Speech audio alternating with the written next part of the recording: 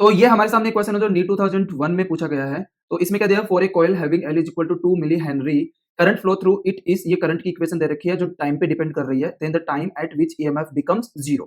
तो सबसे पहले तो हम लोग यहाँ पे डायग्राम बना लेते हैं कि जैसे मान लो हमारे पास में ये एक कॉइल है।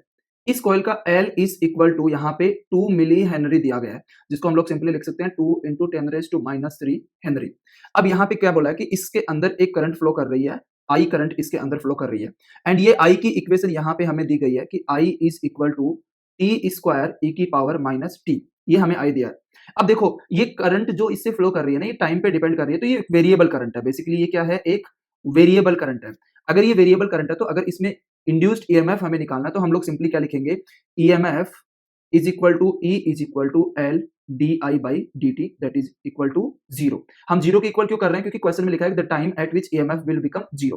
तो सबसे पहले तो हम लोग एल की वैल्यू पुट करेंगे यहाँ पे 2 इंटू 10⁻³ देन ये वाला जो फंक्शन है इसका इंटीग्रेट डिफरेंशिएशन करेंगे। तो इसका डिफरेंशिएशन क्या होगा, यहाँ पे दो फंक्शन है तो हम लोग यहाँ पे u इंटू वी मेथड से इसका डिफरेंशिएशन कर सकते हैं। तो टी स्क्वायर को मैं एज इट इज रखूंगा into E raise to minus T का जो डिफरेंशिएशन आएगा वो आएगा -1 into E raise to minus T and plus E raise to minus T as it is आएगा एंड टी स्क्वायर का डिफरेंशिएशन कितना आ जाएगा 2t।